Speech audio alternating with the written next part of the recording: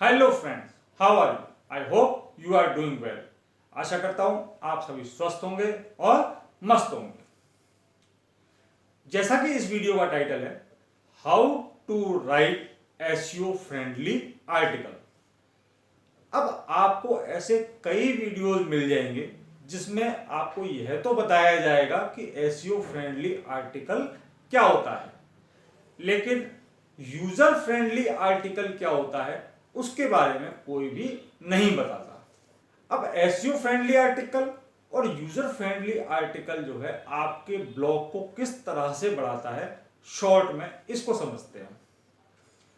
SEO friendly article से search engine को यह पता लग जाता है कि आपका आर्टिकल जो है किस बारे में लिखा हुआ है, यानी उस आर्टिकल का टॉपिक क्या है। जबकि यूजर फ्रेंडली आर्टिकल क्या होता है कि यूजर आपके आर्टिकल को पढ़ रहा है, उसको वह आर्टिकल कितना पसंद आता है और कितनी देर उस आर्टिकल को वो पढ़ने में लगाता है, इस चीज पर डिपेंड करता है कि वह आर्टिकल यूजर फ्रेंडली है या नहीं है। अब मान लीजिए आपने एसईओ फ्रेंडली आर्टिकल तो लिख दिया, लेकिन आपका जो आर्टिकल है वो यूजर फ्रेंडली नहीं है, तो होगा क्या? गूगल उसको क्या है, पहले नंबर पे दिखा दिया गूगल ने। अब 10 यूजर 15 यूजर आपके पेज पर भी आ गए क्लिक करके। अब उन्होंने क्या किया, जस्ट स्क्रॉल किया, थोड़ा सा पढ़ने की कोशिश की, उनको अच्छा नहीं लगा, उन्होंने कर दिया बंद। तो गूगल के भी ये समझ में आ जाएगा कि आपका आर्टिकल में कोई दम नहीं है और वो उसकी रैंक को धीरे धीरे वापस से डाउन करने लगेगा। तो आप हमेशा ध्यान रखें कि एसईओ फ्रेंडली आर्टिकल के साथ आपका जो आर्टिकल है वह यूजर फ्रेंडली आर्टिकल भी होना चाहिए। इस वीडियो में एसईओ फ्रेंडली और यूजर फ्रेंडली दोनों टॉपिकों को कवर करते हुए चलेंगे, जिससे कि आपकी जो मेहनत है, जो आप मेहनत कर रहे हो इस आर्टिकल में लिखने के लिए, वह मेहनत आपको लंबे समय तक बेनिफिट दे सके। तो देखिए, एसईओ फ्रेंडली आर्टिकल लिखने से पहले आपको यह पता होना चाहिए कि एसईओ कितने टाइप का होता है। एसईओ जो है दो तरह का होता है, ऑन पेज और ऑफ पेज। अगर दूसरे तरीके से देखा जाए, इसका वर्गीकरण करा जाए तो तीन तरह का होता है, ब्लैक हैट, ग्रे हैट और व्हाइट हैट। तो ब्लैक हैट एसईओ तो बहुत पहले हुआ करता था, यानी कुछ भी ऐसे अट्रैक्टिव वर्ड लगा देते थे जिस पर यूजर क्लिक करके आता था, अपनी साइट देखता था और देखते तो वहां कुछ और ही मिल जाता था उसको। तो ये होता है ब्लैक हैट। तो आजकल ब्लैक हैट का तो जमाना ही खत्म हो गया। दूसरा है ग्रे हैट। ग्रे हैट मतलब टाइटल में तो कुछ बढ़िया से लिख दिया, उससे मिलती जुलती चीज है आपके आर्टिकल के अंदर ही, लेकिन बुलाया तो क्या, फ्री के नाम से, और दे आप रहे हो पेड। ठीक है, तो ये आपका ग्रे हेड में आ गया। तो ग्रे हेड भी अब ज्यादा नहीं चल पाता। और सबसे जो अच्छा है व्हाइट हेड आर्टिकल, यानी जो चीज आप बता रहे हो वही चीज आपके आर्टिकल में है। तो अब आपको यह समझ में आ गया कि एसईओ कितने तरह का होता है। इस वीडियो में हम बात करेंगे व्हाइट हेड एसईओ और ऑन पेज एसईओ की। ये जो वीडियो है वह ऑन पेज एसईओ और व्हाइट हेड एसईओ को कवर करेगा। तो सबसे पहले एसईओ फ्रेंडली आर्टिकल लिखने से पहले जो हमें काम करना होता है वह है कीवर्ड रिसर्च। सबसे पहले तो आपको यह देखना होता है कि किस कीवर्ड पर आप राइट करना चाहते हैं, यानी किस कीवर्ड पर आप आर्टिकल अपना लिखने जा रहे हैं। और सजेशन के लिए आप गूगल एड प्लानर, सेमरस, उबर सजेस्ट आदि यूज कर सकते हैं। और जो सबसे सिंपल तरीका है वह है गूगल खुद आपको बताएगा कि इस टॉपिक पर आर्टिकल लिखो, वो ज्यादा बढ़िया है। कैसे? जैसे आप ब्यूटी पे लिखना चाहते हैं तो आप गूगल ओपन कीजिए, गूगल में लिखिए ब्यूटी टिप्स। आप ब्यूटी टिप्स पे लिख रहे हैं तो आप केवल इतना लिख दीजिए ब्यूटी टिप्स।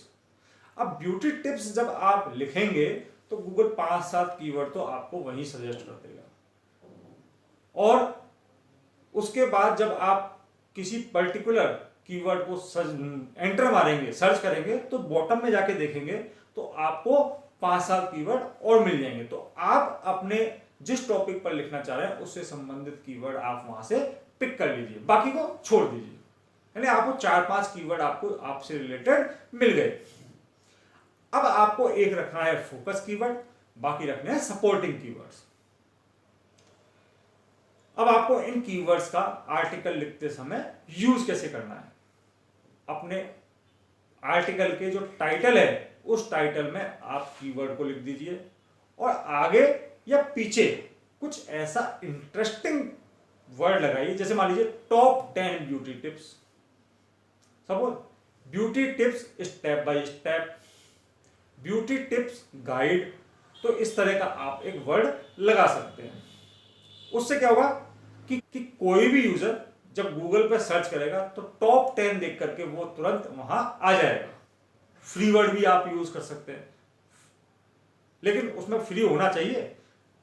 टॉप 10 यूज कर रहे हैं तो टॉप 10 होना चाहिए, गाइड कर रहे हो तो गाइड होना चाहिए। ये नहीं गाइड पे बुला लिया और सामान बेचने लग गए अपना, ऐसा नहीं होना चाहिए, है ना। यानी वाइट हैट एसईओ ही आपको करना है। सेकंड नंबर आपको जो है उसका मेटा डिस्क्रिप्शन। मेटा डिस्क्रिप्शन में भी उसके आपके जो फोकस कीवर्ड है और कुछ एक या दो जो है सपोर्टिंग कीवर्ड आपको यूज करते हुए एक सिंपल सी लाइन लिखनी है। वर्ड ज्यादा नहीं होने चाहिए।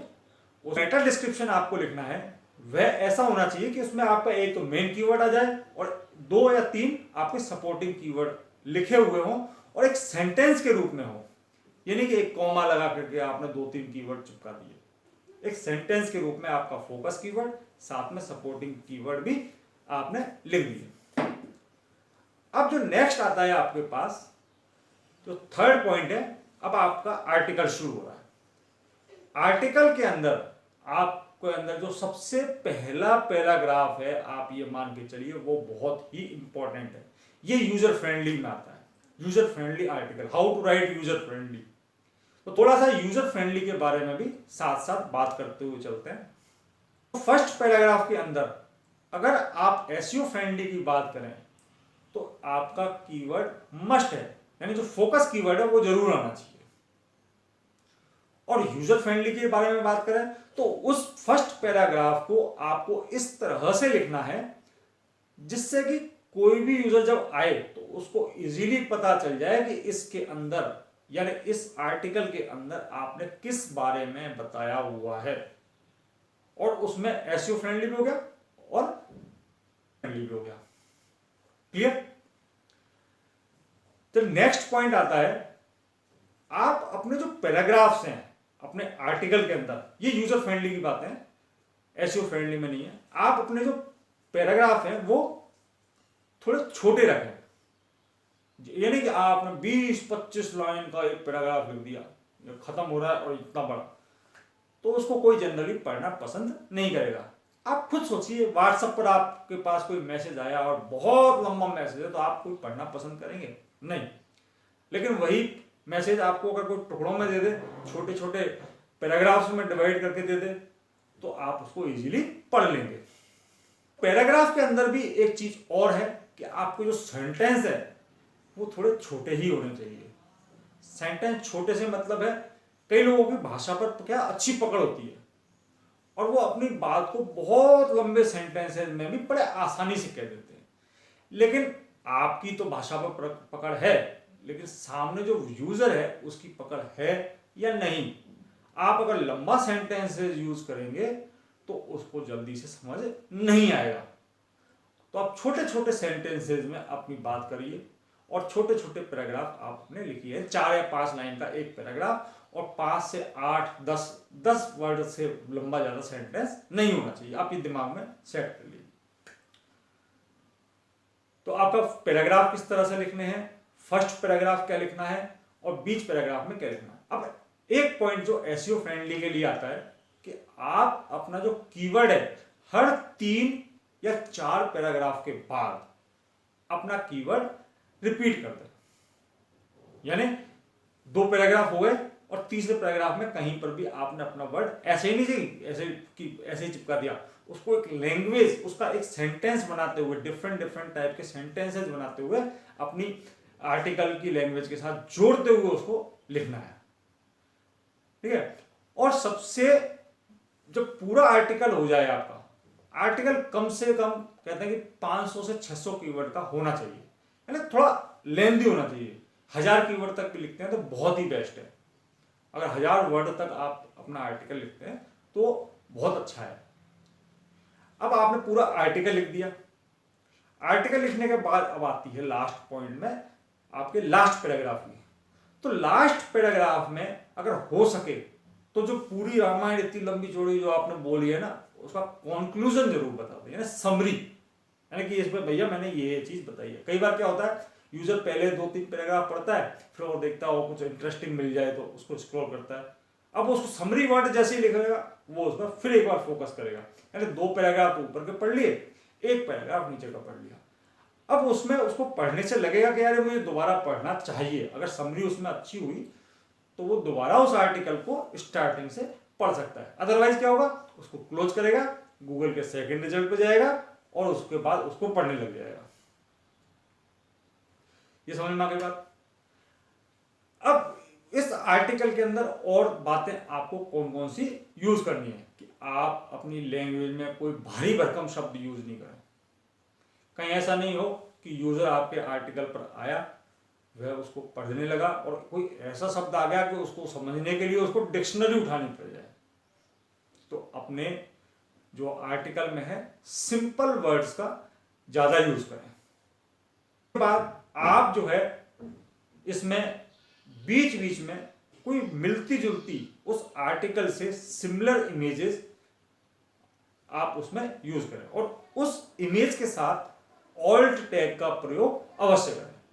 ऑल्ट टैग क्या होता है, यानी जैसे आप गूगल पर उसको सर्च करते हैं ऐसे इमेजेस भी सर्च होती हैं।